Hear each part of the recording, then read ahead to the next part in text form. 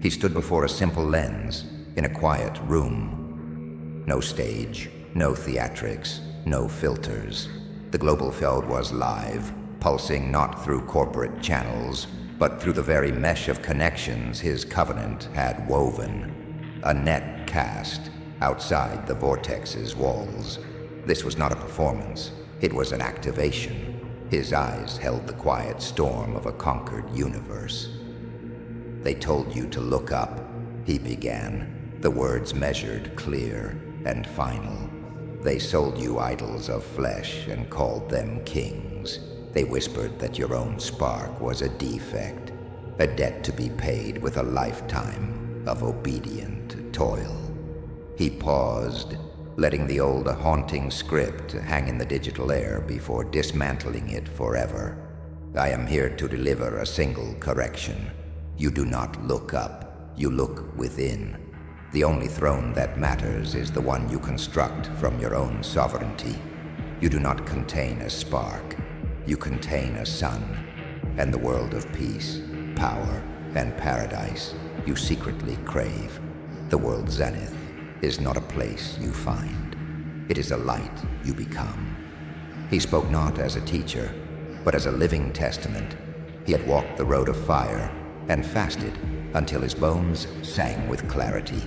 He had mastered the mind until thought was a precision tool.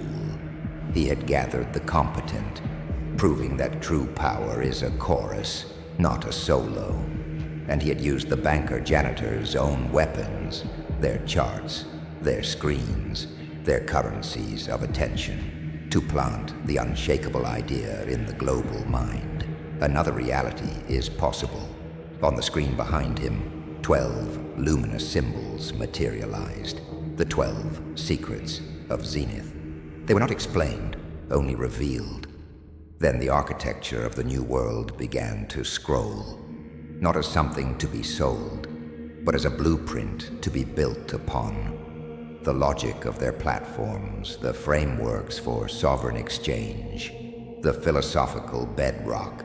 It was not given away freely. It was returned to its rightful owners, humanity itself. "The ladder is forged," he stated, his voice now the vibration of pure possibility. "The path is cleared. Your competence is the key. Find your covenant. Embody the principles. Arrive." The broadcast ended, not with a plea, but with a silent, irrevocable transfer of authority. In that moment, the prodigy ceased to be a man. The one who had remembered, who had struggled, who had conquered, now completed his final metamorphosis. By giving away the blueprint, by dismantling the very idea of a gatekeeper, he ascended from master to saint, from leader to liberator. He had not built a following, but had enacted a mass unshackling.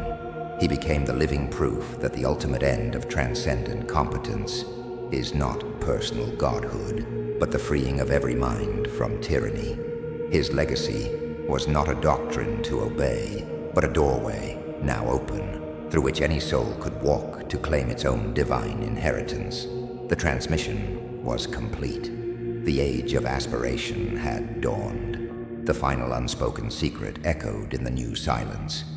You are already free. Now, become